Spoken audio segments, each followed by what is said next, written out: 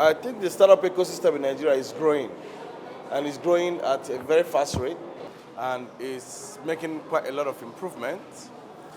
Startup ecosystem in Nigeria is one that I've seen. We've seen startups in this country that are solving visible problems you can relate with, grow from nothing to become brands that you can identify with across Africa and even in the world. And we've seen different ecosystem building blocks in Nigeria taking its shapes. Okay, we've seen hubs, we've seen angel investors networks, we've seen institutes, we've seen research institutes, we've seen the academia getting involved in startups in one thing or the other that is developing a startup ecosystem generally. And I can say there are success stories in Nigeria, and Nigeria startup ecosystem might not be where we expect it to be, but it's growing, and it's growing at a very fast rate. Now, let's bring it to the Southeast. What is your opinion of the state of the ecosystem in the Southeast? Startup ecosystem in Southeast Nigeria is relatively new. It's coming up greatly. There have been a lot of committed people that are committed to seeing the growth of startup ecosystem in Nigeria, in Southeast especially. A lot of people are doing works in Enugu, in Soka, in Owerri, in Aba, in Umuahia, in most of the cities around Southeast. And what is happening is that they are laying the foundations that a very good tech ecosystem or startup ecosystem will sit on. Most of the things you are seeing is engagement in terms of training the talents that are needed to grow the startup ecosystem, getting involved in partnerships that are necessary for the ecosystem to grow, pushing for infrastructure in place, infrastructure to come up in the area that will grow, because these are the key things that will grow. So you will say that startup ecosystem in the Southeast is coming up. A lot of players are getting involved stronger. People are trying to do something to see that the startup ecosystem in the Southeast thrives.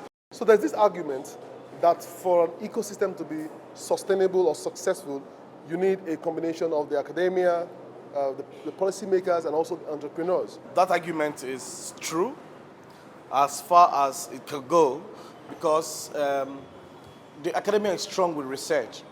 The academia is full of a lot of experience, okay?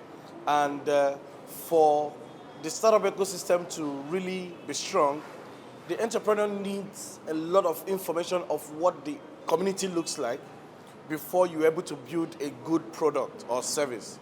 So the academia coming in with the research and the things they are doing will go a long way helping the startup ecosystem to be deepened. Okay? There's a lot that can happen in this space, in the startup ecosystem today, if there's a very strong synergy within policymakers, the entrepreneur themselves, the academia, including other stakeholders that are interested in startup ecosystem. Basically, if these three people come together, it will be a strong force that can address the issue of growth in the startup ecosystem in Nigeria generally. Do you agree that there is an overemphasis on raising funding and valuation rather than solving problems? I think what has happened is that the Nigerian startup ecosystem have copied what is happening in Silicon Valley. And there have been a lot of, in Silicon Valley, the buzzword in Silicon Valley is raising money. Are you raising? Do you want to raise? When are you raising? When did you raise? And I would not call it an overfixation, but I also try to say that I would prefer the models that will push startups towards raising revenue strongly and then raising money. But not all the focus of a startup to just be about raising money, okay? But there has to be a balance. There has to be a balance with raising money and also raising revenue, because there are some startups that don't have any revenue and they've raised a lot of money, you know? So it should be totally balanced so that in the midst of raising money, there's also effect. You can feel the effect of the startup within a lot of startups here are really working hard to raise revenue, raise their customers, raise some metrics, some measurement metrics that you can actually say, we're growth hacking, basically. We're growth hacking. And with time, you will get to the point where we'll start also raising some money too. The city of Aba where you're based, is known for entrepreneurship. But technology and the startup ecosystem is a different ballgame. How would you deal with that? Technology is the driver, and there has to be something to drive. In the stance of Aba right now, we need to use technology to drive the entrepreneurial ecosystem, the SME ecosystem in Aba, the manufacturing, the textile, the leather, the things Aba is known for. So tell us about your hub and the value you seek to add in this city. I run Innovation Growth Hub. So what we focus first is identifying startups and small businesses that are building solutions that support the growth of SMEs and small businesses in our community. 2, we also focus on working with partners and organizations to use technology to grow the businesses that are found in our communities. And then we do this by providing space, mentorship, infrastructure that is needed, community, and incubation programs, sometimes finances. Like we have an incubation program that will invest in startups and then provide 12 weeks incubation program and then get those startups up because we ensure that those startups get to the market and start earning. Have you received support from government in any way?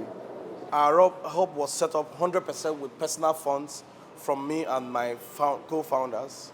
We put in together our personal funds to start this, and we have pushed a lot to get closer to the government. We are still waiting to get quite some engagement with them, but state government, I mean. The federal government, well, we are yet to get any form of support from that too, but we have had strong partnerships with institutions that are willing to work with us at one level or the other. But right now, with respect to how we're running the hub, our model has been clear from the first day we started. We need to provide services for customers and then generate revenue so that that revenue we generate will be what will be running the hub. So that means that you've been bootstrapping. Now, what if you got the right support from, say, government? How far would you have gone? And what kind of support would have made a difference for you? Amazing. In our building, we run on generator 100%. Just imagine the cost of that is off us. Just imagine we have little investment to put in startups that we're incubating here. The success story would have been amazing. Okay, the cost of internet is 3 times higher than it is in Lagos. Okay, to get the same type of internet we are using here, okay, in Lagos is 3 times less. So it's higher, but we are pushing to make sure we have it. So if we have support from government with respect to infrastructure, with respect to cost reduction, supporting with respect to cost, or with respect to even investing in startups, or with respect to exclusively giving us technology services so that we can provide that service for them. If they give us those services, we make revenue from those services. Then we can say this success story would have been amazing. It would have been seriously, seriously amazing. Thank you for being on the show today. Thank you, CFA.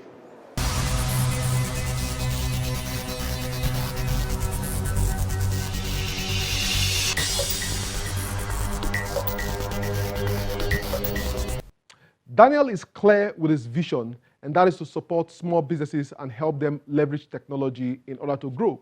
I believe that the least we could do to support the likes of Daniel is to develop policies and create support systems that would help them deliver better results. That is what we owe them. Well, that's our show for today. Please post on social media, and don't forget, you can watch these and previous editions of the show on the Channels TV YouTube account of my blog, cfatech.ng. For Tech Trends, I'm Chukwemeka Agbata.